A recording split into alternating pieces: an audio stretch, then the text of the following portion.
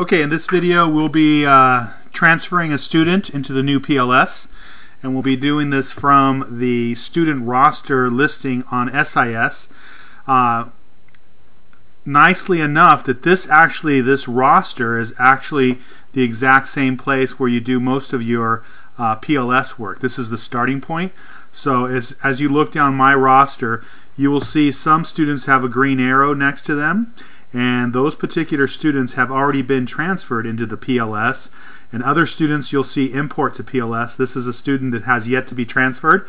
So I'm going to go ahead and transfer a student now. Before I do so, I want to just show you this one button right here. It says Expand Collapse.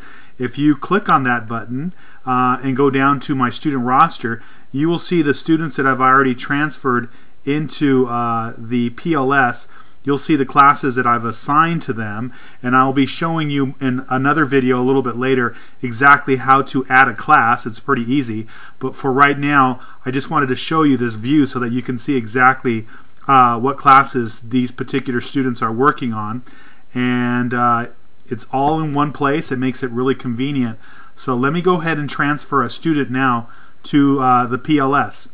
So I'm going to come up to a particular student that I want to transfer, and she is right here, Clara.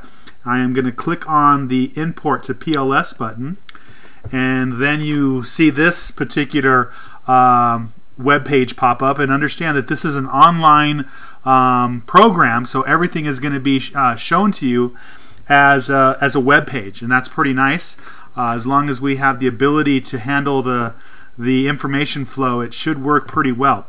So now as you see this next screen, some of the important things that you should look at, to the left over here it says Preview PLS Change, and it's asking you what years that you want to import to the PLS. It's very important that you know that once you import somebody into the PLS, they are now in the online version of what we would consider Report Writer, and you basically are going to be importing their information from Report Writer. And once you do so, you need to understand that if you look right here, it says import the student from the PLS and permanently remove from Report Writer. Be aware that they are permanently removed from Report Writer, and that if you need to go back, you will have to manually import everything or manually input everything into Report Writer. So please be aware of that. I'm just letting you know that just because in case there is an issue. Understand that I'm a new user of the PLS. I've only been using it for one LP. I do have a few students on there, and I do feel it's actually a nice program, but just be aware that once you move them over to the PLS, that this becomes permanent. So right here I'm going to go ahead and select the year that I want to import. For the most part, I've been trying to import students with more than 1 year, and it's caused some issues. Of course, this is the current year right here, 2012-2013, and I was told by the person who works at School Pathways that it's a good idea just to import 1 year, because sometimes there's problems if you do more than 1 year.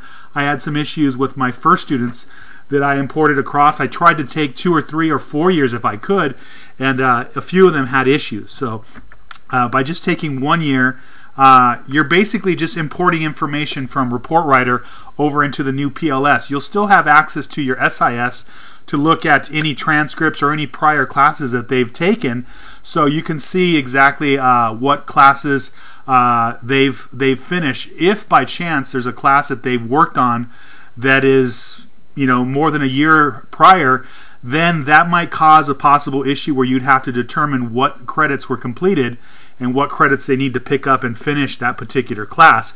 But for the most part, it shouldn't be too much of an issue. But let's go ahead and import this particular student over to the PLS. So right here it says confirm this change by typing quote permanently perform actions. Basically what I'm going to do is I'm just going to copy that particular part right here. You can type it in if you like, but I've found ways to reduce the typing, so I go ahead and do that myself by copying and pasting. Once you do that, you go ahead and push this or click on this particular button right here, and as you do so, you will see that I am now importing this student into the PLS. It takes a couple of seconds because it is importing some information over from Report Writer. So just be patient, and there you see the OK screen that says the student's classes have been imported into the PLS, and here you see the student, and let me go up actually, show you the student that I just imported. Here she is, Clara, and right here if I click on this button you'll see the classes that were imported. These are the classes that she is working on this current semester.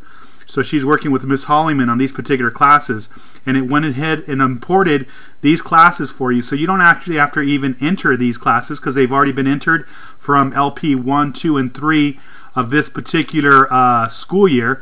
If I do have to add a class, I do so right here, and I will be doing that in another video. So this student has been successfully imported into the PLS, and now I can move on to adding classes and particular grades, and I will do so in another video.